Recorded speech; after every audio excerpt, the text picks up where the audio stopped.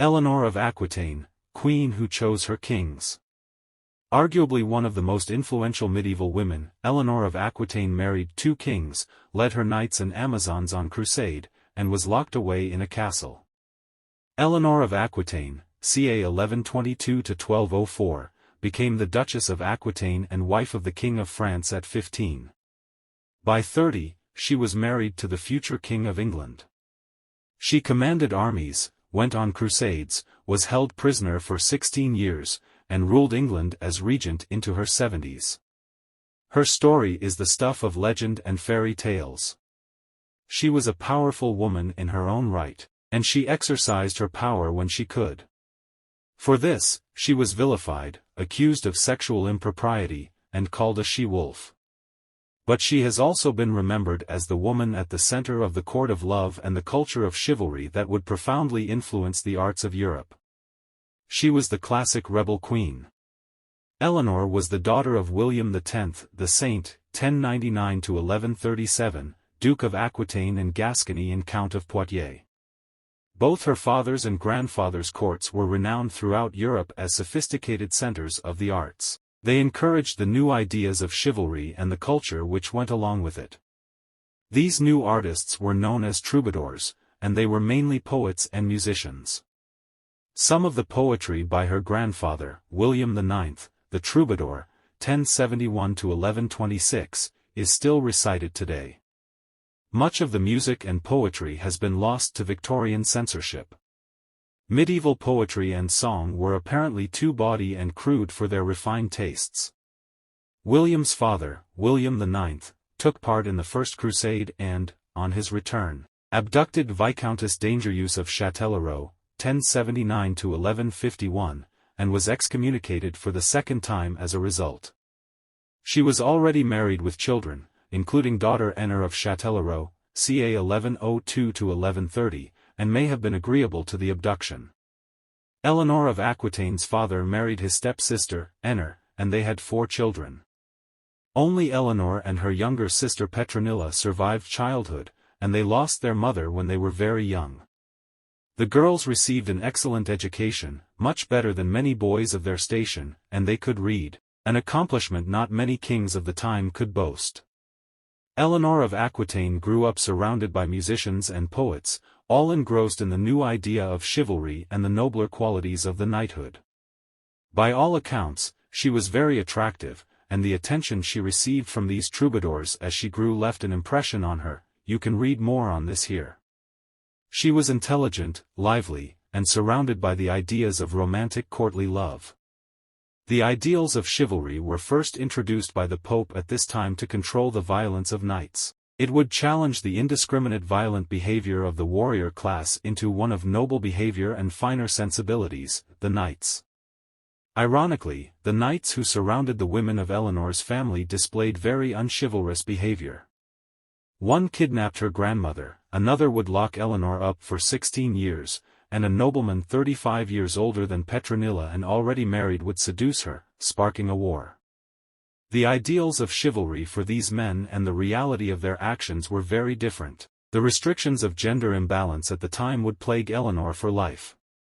When Eleanor of Aquitaine was 15, her father died on pilgrimage, and he entrusted both his daughters to the care of French King Louis VI, the Fat, 1081–1137. Eleanor became the most eligible woman in Europe, and the king would not let his prize go. She had huge tracts of land in France, so the king betrothed her to his son, Prince Louis, who was already crowned. Aquitaine was ahead of Paris in everything: economic activity, culture, manufacturing, and trade. It was also much larger than Louis's kingdom, and it was a valuable acquisition for the French throne. They were married in July 1137 and a week after the king died, making her husband King Louis VII of France at 18. Louis was the second son and was bound for the church when his elder brother Philip was killed in a riding accident. He would become known as Louis the Pious. Eleanor was childless for the first 8 years of her marriage, something that was of great concern. She occupied her time with renovating Louis's castles and is said to have installed the first indoor fireplaces into the walls. After the warmth of her home in southern France, Paris winters must have been a shock. She also encouraged the arts, a pastime that she would continue for life. During her life, Eleanor remained involved with the ruling of her lands and took great interest in them. For a young girl brought in a court full of the adventurous, breathtaking tales of romantic courtly love, the pious Loise was a disappointment. While she complained she was married to a monk, they did have 2 daughters, Marie, born 1145, and Alix, born 1150. When Louis announced he was going on crusade, Eleanor of Aquitaine insisted on accompanying him. She was beginning to show her spirit to determine her own fate and reject the restrictive gender norms of her era. She took up the cross as the Duchess of Aquitaine, not the Queen of France, in a ceremony conducted by Saint Bernard of Clairvaux in Burgundy. She would lead her own knights on the Second Crusade. Her example inspired other noblewomen. These Amazons, as they would be called, had their own armor made and rode their horses astride. Pious Louis took a vow of chastity for the duration of the crusade, possibly with Eleanor rolling her eyes in the background.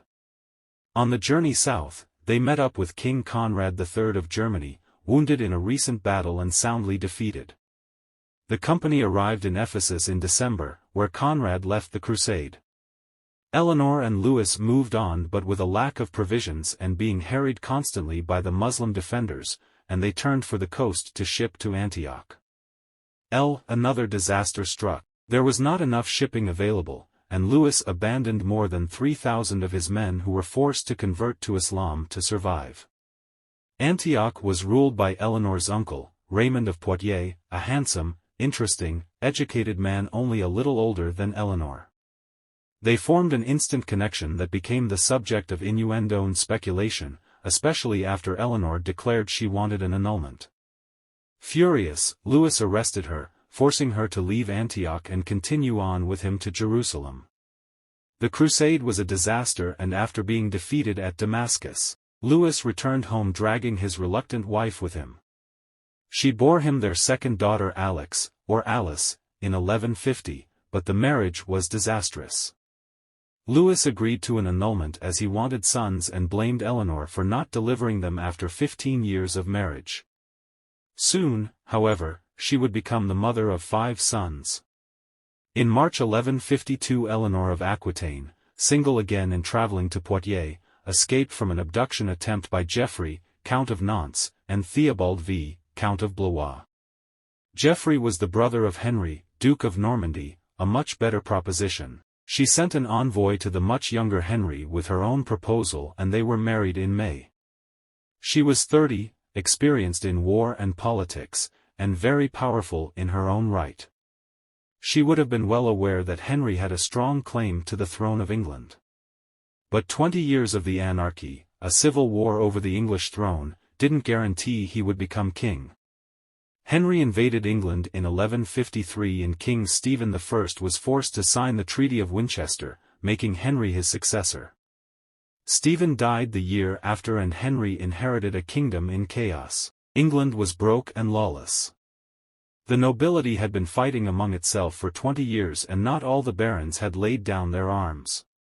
Henry's first action was to take back control of England. His temperament was suited to this task, but his controlling nature would cost him dearly in later years.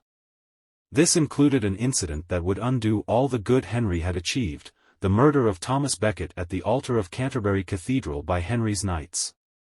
Eleanor of Aquitaine's life as Queen of England was one of being perpetually pregnant. She gave birth to her first son a year after her marriage, but baby William died young. From then until 1166, Eleanor had another 7 children. Altogether, she gave Henry 5 sons and 3 daughters, William, Henry, Richard, Matilda, Geoffrey, Eleanor, Joanna, and John. Unsurprisingly, there is little record of Eleanor's influence in English politics other than her opposition to the appointment of Becket at this time. In this, she was supported by her mother-in-law, Empress Matilda, who was not afraid to fight. In 1167, Eleanor left England with baby John for her home in Aquitaine. Historians have speculated that she was jealous as Henry was unfaithful, but this behavior was not unusual for noblemen at the time. However, by then she had borne 10 children and had been either pregnant or with a tiny baby for 17 years continuously. It's plausible that now in her 40s, she decided she had finished having children and arguing with her husband. The imagined conflict between Eleanor and one of Henry's favorite mistresses, Rosamund Clifford, would fire the creativity of artists for centuries. Her sons rebelled against Henry, she supported them. Eleanor made her decisions based on her dynastic control of Aquitaine and her other lands, regardless of whether those decisions were in accord with her royal husband's.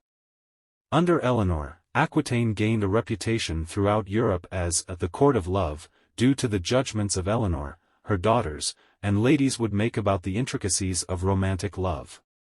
The songs, poetry, and stories composed there would echo down the generations, becoming part of European culture. While any artworks she may have collected have been lost, she began a tradition of patronage that would be followed by later queens. One of the major aspects of chivalry, the pure, caste love of a high-born lady, would be revived in England when another two powerful queens took the throne. Under Elizabeth I with her image of Gloriana, and again in the artistic revival during the Victorian era with the Pre-Raphaelite painters. King Henry II decided to follow the French tradition of coronating his successor, so son Henry was crowned on June 14, 1170. He was called Henry the Young King to differentiate him from his father. This move caused controversy. The kings of England were crowned by the Archbishop of Canterbury, who was Thomas Becket. Young Henry was crowned by the Archbishop of York, whom Becket promptly. Young Henry rebelled in 1173.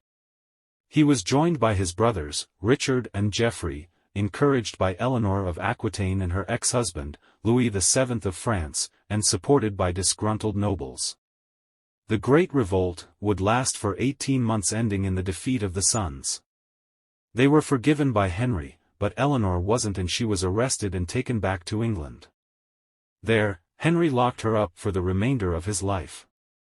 Their son Richard would take over the ruling of Aquitaine and be recognized as Duke by his father in 1179. Young King Henry led another rebellion, this time against brother Richard, and died of dysentery on campaign in 1183.